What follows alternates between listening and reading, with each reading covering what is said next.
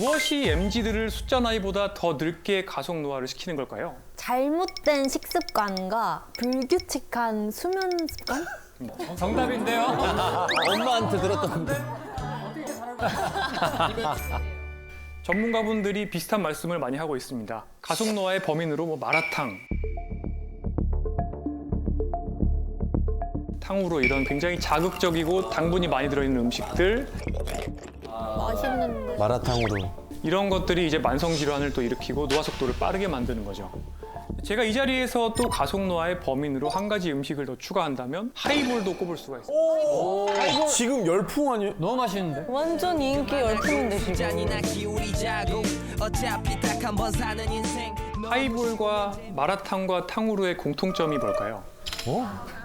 달다? 자극적이다. 사람이 느낄 수 있는 여러 가지 맛들, 특히 하이볼 같은 경우는 단맛, 네. 그다음에 알코올이 입에만 닿아도 사실은 쾌감을 느끼거든요. 탄산도 탄산이 몸에 들어오면 입천장에 닿으면 사람이 쾌감을 느끼게 돼 있습니다. 아, 시원하지.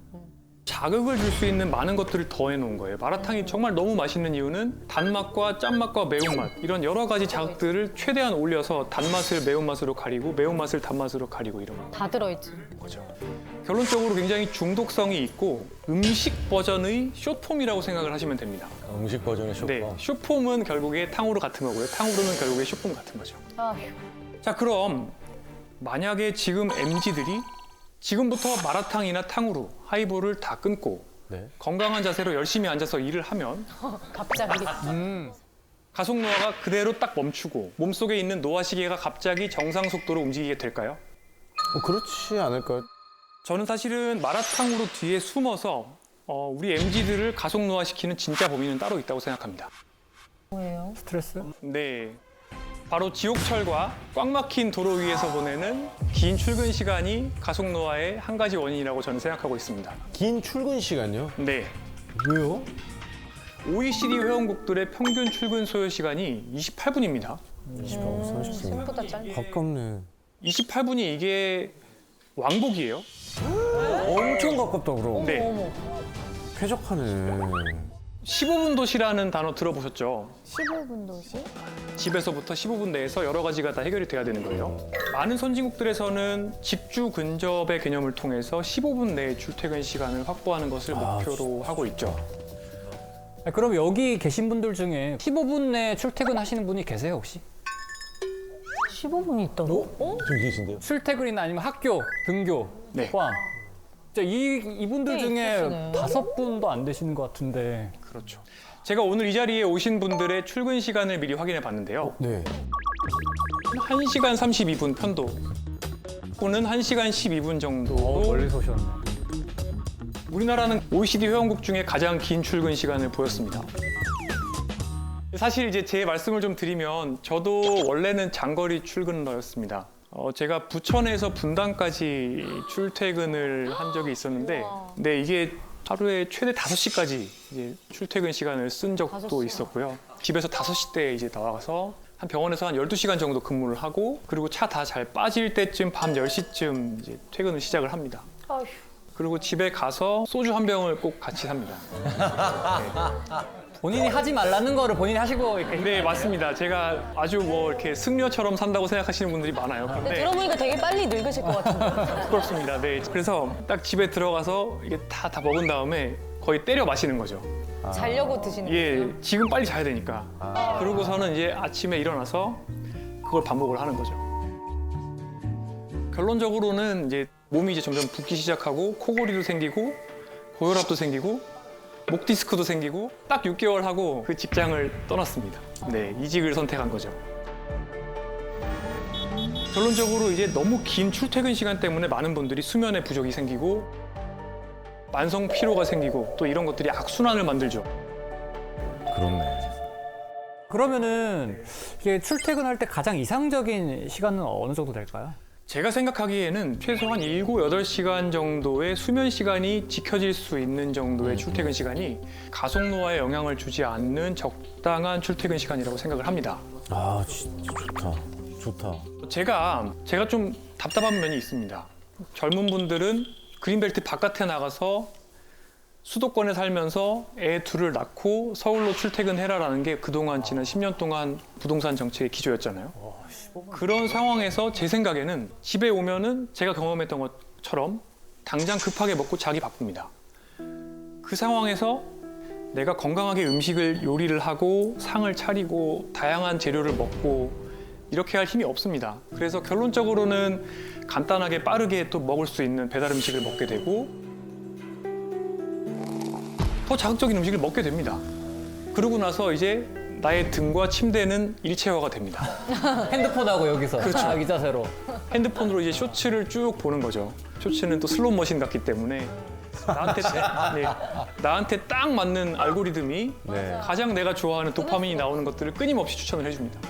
그러니까 이런 도파민들을 즐기다 보면 벌써 자정이 넘습니다. 그 상황에서 아이를 가질 수 있을까요?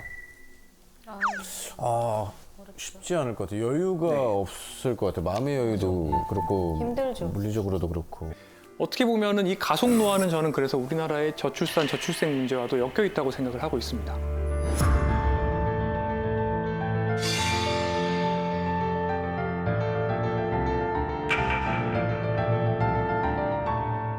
제가 지금 일하는 병원에 처음 왔을 때 그때 제가 도서관을 자주 갔습니다.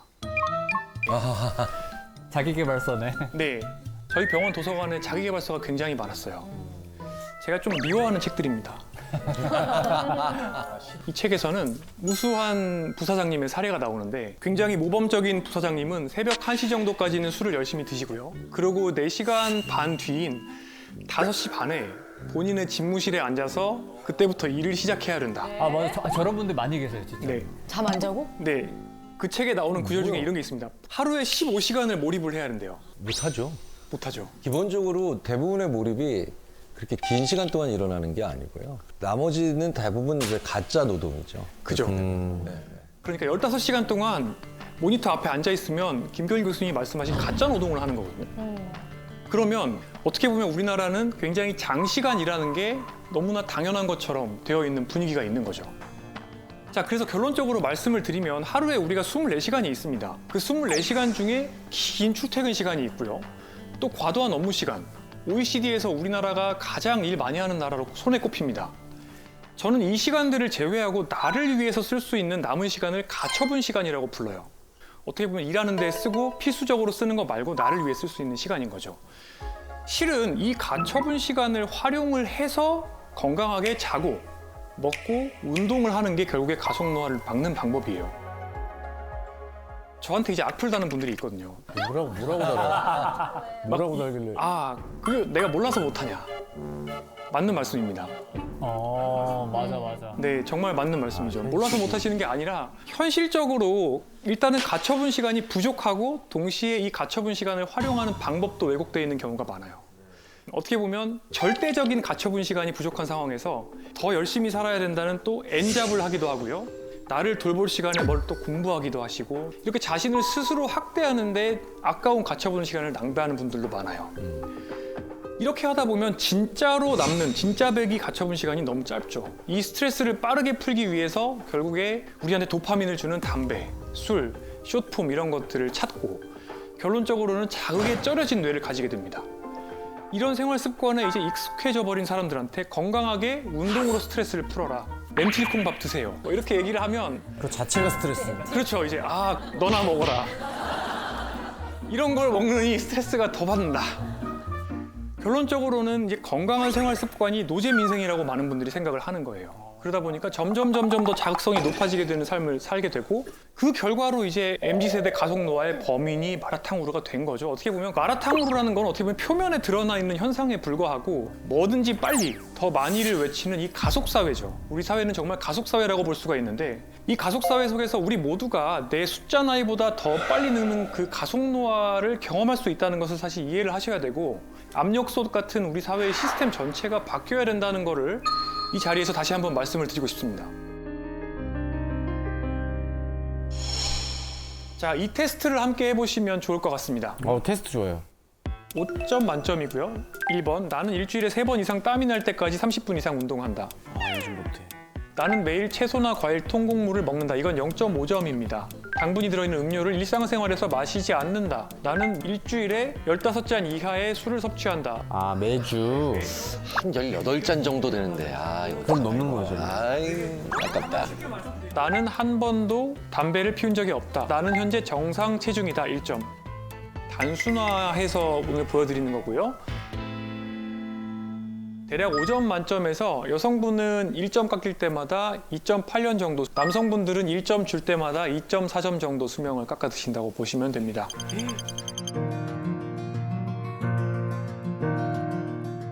우와. 저는 5점이에요. 재수 없죠. 어머. 근데 저의 체지방률은 15% 미만입니다. 재수 없으니까 그만하겠습니다. 네. 그래서 제가 앞서 말씀드렸던 가속노화의 악순환이죠. 저도 경험했던 겁니다. 어디서부터 시작이 어딥니까? 그러니까 어디가 시작이야, 이게? 제가 노란색으로 표시한 것들은 사람과 동물에서 노화 속도를 빠르게 만들 수 있다고 어느 정도 알려진 것들이고요. 여기 계신 분들의 몸속에 노화의 시계가 가고 있는데 자기계발서에서 4시간 반만 자고 열심히 일하라고 그랬잖아요. 4시간 반을 자게 되면 스트레스 호르몬이 엄청나게 많은 양이 분비가 되게 되고 그러게 되면 뇌 기능이 떨어지고요. 전두엽 기능이 떨어져서 판단력이 떨어집니다. 더 맛있는 게 땡기게 되고 술도 땡기게 됩니다. 쇼폼도 땡기게 되고요. 그리고 쾌락이 당기게 되니까 음주와 흡연을 할 가능성이 높아지게 되고요. 이 모든 것들이 결국에 나를 더 몰아붙이면 또 잠을 더 주지게 됩니다. 여기까지는 이제 뇌 쪽이에요.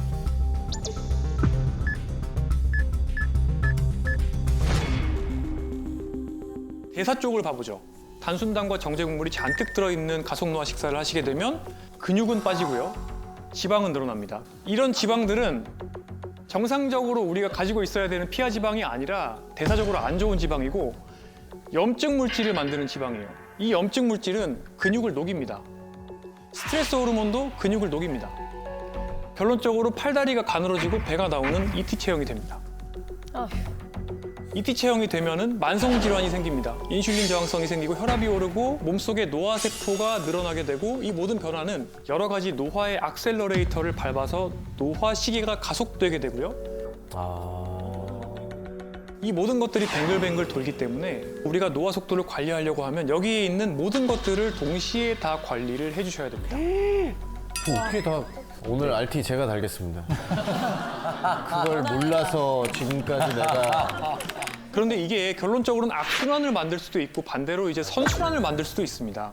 지금 노란색으로 표시한 요소들을 다 관리를 하시게 되면 40대 남성 기준으로 수명이 20년 정도 늘어나는 효과가 있어요. 와.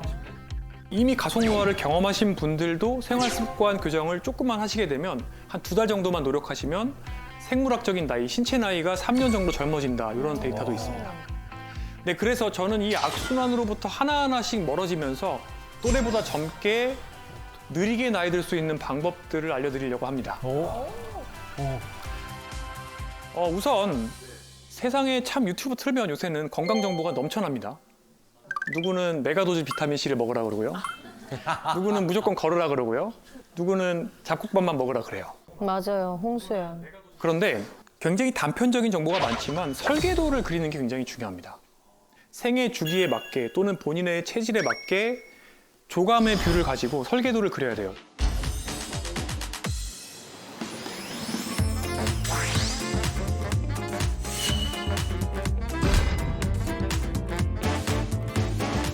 네 가지 M을 이용해 보시기를 권장드립니다. 노인의학에서 사용하는 건데요. 우선 이동성, 모빌리티입니다.